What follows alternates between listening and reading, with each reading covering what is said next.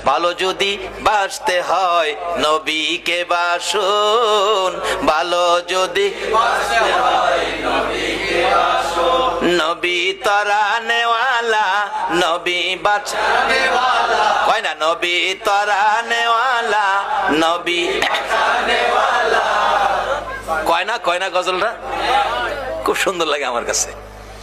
গজলটা আমার শিখতে হইব, আমার মন চাই গাইতে, কিন্তু সময়ের অভাবে শিখতে পারি না। এই পৃথিবীতে ভালো যদি বাঁচতে চাও, একজন ব্যক্তি ভালোবাসার বস্তু হিসাবে দুনিয়াতে এসেছে, সেই ব্যক্তিটা হলো নবী মুহাম্মদুর রাসূল। রাসূল হাদিস শরীফে বলেছে, লা ইউমিনু আহাদুকুম হাত্তা আকুনা আহাব্বা ইলাই মি ওয়ালিদিহি ওয়া ওয়ালাদিহি ওয়ান নাসি আজমাইন। ভালোবাসা ও ত্রুটি যুক্ত ভালোবাসা নয়। আজকে মুসলমানের সন্তান রোনাল্ডো ভক্তের পরিচয় দিয়েছো, আমার রাসূলের কলিজায় আগুন দিয়েছো।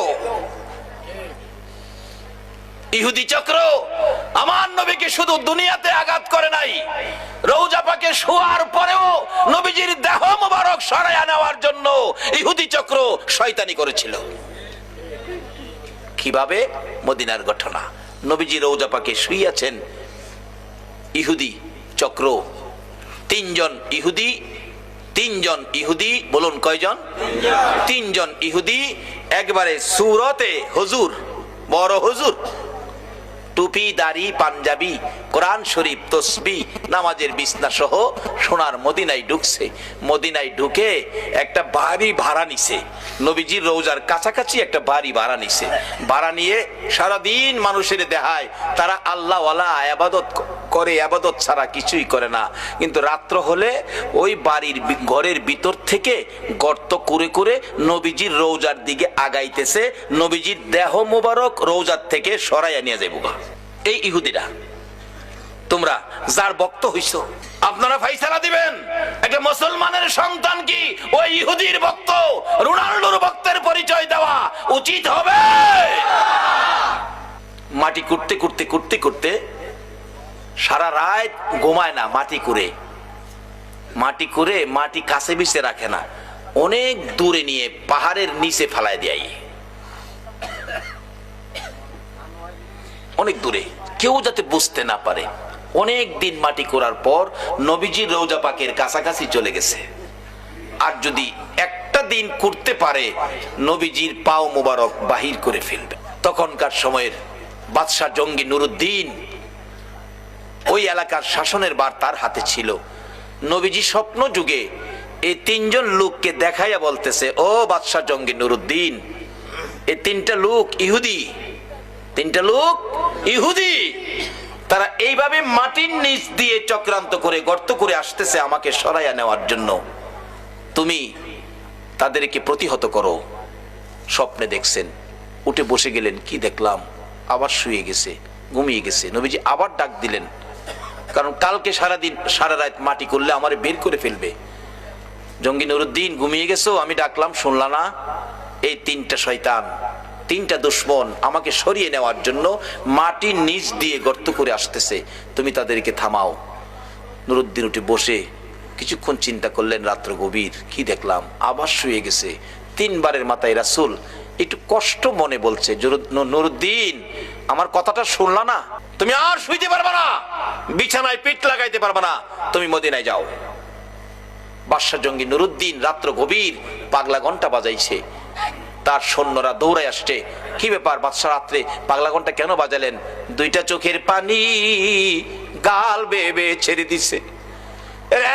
জঙ্গি নুরুদ্দিনের সৈন্যরা, রাসূল আমাকে ডাক দিয়েছে।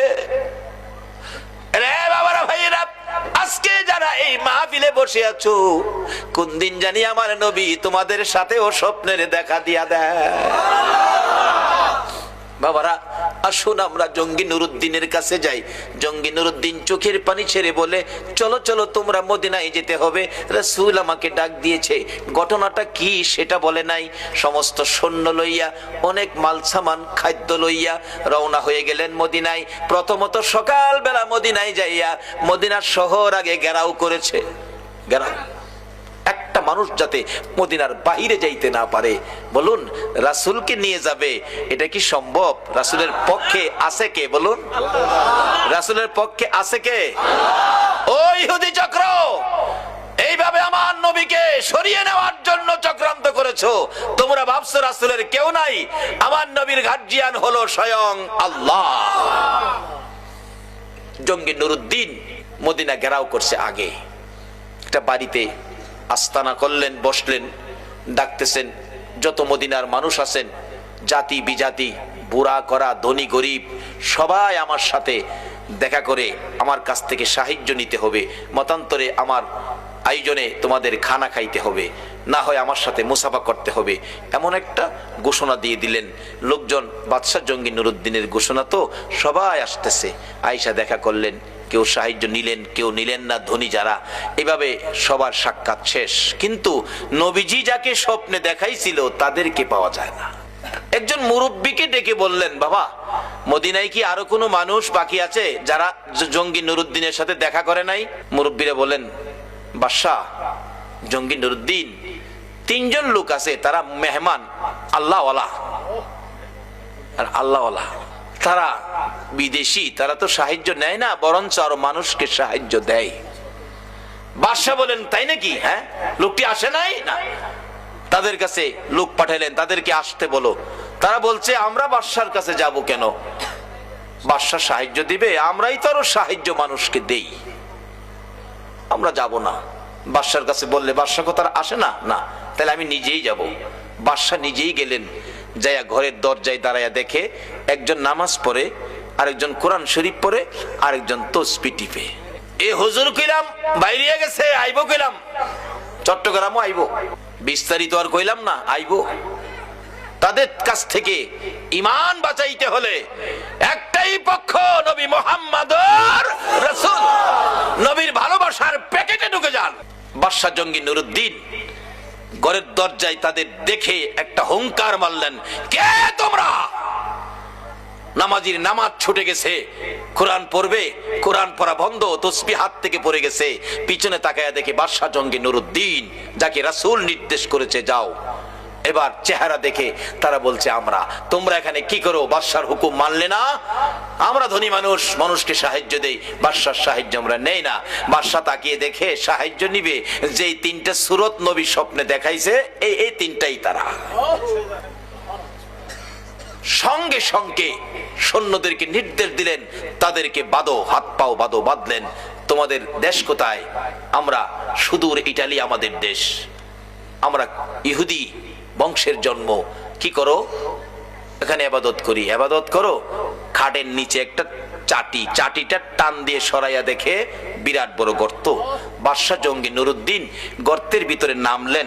নাইমা যাইতে যাইতে যাইতে যাইতে দেখে একবারে নবীজির রওজা মোবারকের কাছে চলে গেছে। আর একটা দিন যদি গর্ত মাটি করতে পারতো, নবীজির পাও মোবারক বাহির করে ফেলতো। বাদশা জঙ্গি নুরুদ্দিন তাদেরকে উঠাইয়া ময়দানে নিয়ে প্রমাণ করলেন, এই যে দেখো নবীর দুশমন, সূরত কিন্তু হুজুর। সূরত কি? হুজুর। বাদশা জঙ্গি নুরুদ্দিন প্রমাণ করে দিলেন, এই যে দেখো নবীর দুশমন। আমার নবী স্বপ্ন যুগে বলেছে, বাদশা জঙ্গি নুরুদ্দিন এই তিনটা লোক এইভাবে গর্ত করে আসতেছে, আমাকে সরিয়ে নেওয়ার জন্য তাদেরকে তুমি ধরো। এই যে পেলাম, এই যে দেখেন আপনারা গর্ত করে নবীজি রওজার পাশে চলে গিয়েছিল। এরপরে বাদশা জঙ্গি নুরুদ্দিন নির্দেশ করলেন, নবীজির রওজার চারপাশে নিচ থেকে গর্ত করে, গভীর গর্ত করে, সীসা ঢালাই করে একটা বাউন্ডারি দাও, সীসা ঢালাই, যাতে কোনো শত্রু এই আক্রমণ আর কোনোদিন না করতে পারে। আমার আল্লাহ বলেন, বাদশা জঙ্গি নুরুদ্দিন রে, আমার বন্ধুর হেফাজতের জন্য তুমি সীসা ঢালাই করে দেওয়াল নির্মাণ করেছো। আমি আল্লাহ আজ থেকে কিয়ামত পর্যন্ত বন্ধুর হেফাজতে ফেরেশতা নিযুক্ত করে দিলাম।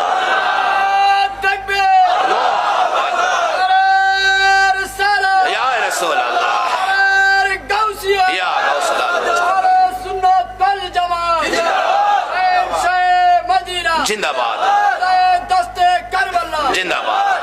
বাবারা ভাইয়েরা, মদিনার পরিবেশ মক্কা যদিও আমাদের এই কেবলা, কিন্তু যায়া দেখেন মক্কায় ফেরেশতা নিযুক্ত করে নাই, মদিনায় ফেরেশতা নিযুক্ত হওয়াতে যারা হজ করতে গিয়েছেন, যারা মদিনায় চাকরি করতেছেন, আমি আপনাদের কাছে আবদার রাখবো, মদিনার পরিবেশ আর মক্কার পরিবেশ এক না কিছু ব্যবধান আছে? মদিনার পরিবেশ এত শান্ত, আল্লাহু আকবার বলো, কিন্তু মদিনায় শান্ত পরিবেশ, মক্কায় হাউকাউ। কোন কোন এলাকায় আছে ঢাকা গুলিস্তানের মতো দোকানদারিরা দোকানদারি করে, 500 টাকা দাম চাই, 50 টাকা হলে বিক্রি করে। মদিনায় বিক্রি 45 টাকা দামের একটা পাঞ্জাবি, 45 টাকা। আমি বারবার বলছি, ওয়াহেদ কালাম আখের কালাম, মানে একটা শেষ কথা কও। এ ডাকতেছে, ইয়া হাজি ওয়াহেদ কালাম আখের কালাম, কোনো কথা নাই, এক কথা, কোনো কথা নাই। আর মক্কায় দেখি 500 টাকা দাম চাই, 50 টাকা বিক্রি করে না। আচ্ছা, যে বেচারা এই জিনিসের আইডিয়া নাই, হ্যাঁ তো 500 কইলে মিনিমাম 300 কইব, তাইলে হেরে ঠগাইলো না? কিন্তু এই ঠগানের সুযোগ সোনার মদিনায় নাই। ওই 3 দুশমনকে 20 ফুট উঁচা করে লাকড়ি জমা করলো, 20 ফুট উঁচা করে লাকড়ির উপরে 3 নবীর দুশমনকে হাত পাও বাইদা উপরে রাখছে, নিচে দিয়া আগুন ধরাইছে। মদিনার হাজার হাজার মানুষ দেখছে নবীর দুশমনদেরকে এইভাবে আগুনে পুড়িয়ে ছাই ছাই করে দেওয়া হয়েছে। আমার আল্লাহ কয়, তোমাদের আগুনের পোড়া শেষ হয়েছে, আমার আগুনের পোড়া শেষ হয় নাই। আজকে সেই ইহুদি চক্র, রোনাল্ডোর আকৃতি তোমরা মুসলমানের সন্তান চুল রাখতে পারো না। আল্লাহ আমাদেরকে নবীর আশেক পাগল হওয়ার তৌফিক দেখ, সকলে বলুন আমিন। বলতেছিলাম কেন পাগল হবেন না? আমার নবী 3 দিন পর্যন্ত ওই সিজদায় পড়ে কান্দে। কথাটা খেয়াল আসেনি?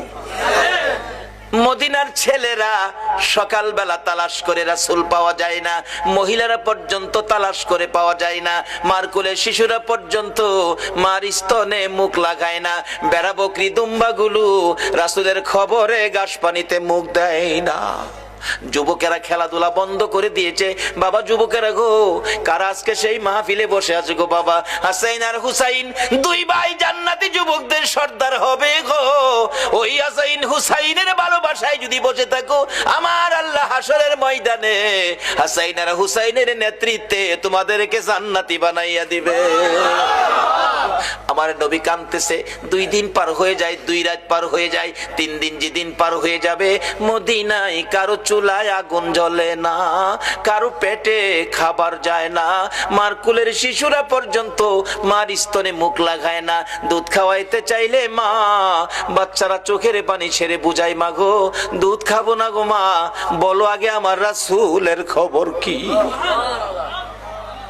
যুবকগুলো মার পায়ে সালাম করে বিদায় নেয়, মা বিদায় দাও গো, না জানি কোন মুনাফিকের আমার নবীকে ধরে নিয়ে গেছে।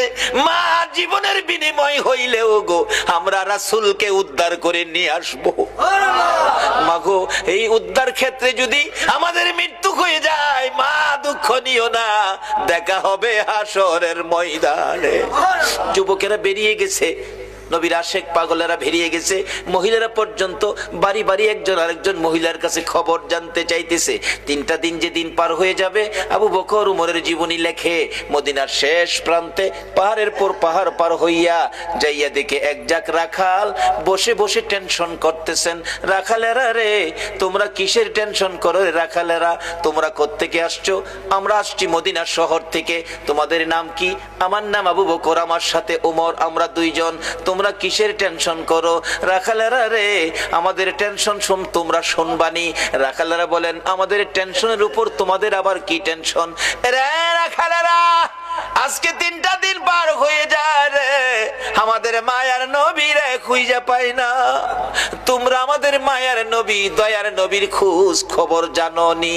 রাখালেরা বলেন, এরে আবু বকর উমর, আমরা তো তোমাদের মায়ার নবী দয়ার নবী চিনি না, তবে আমরা যাকে নিয়ে টেনশন করতেছি আজকে 3টা দিন পার হয়ে যায় রে, একটা মায়ার মানুষ রে, একটা নূরের পুতুল রে, পূর্ণিমার চাঁদের মতো চেহারা, ওই পাহাড়টার নিচে আজকে 3টা দিন হলো সিজদায় পড়ে উম্মতি উম্মতি বলে কান্দে রে আবু বকর।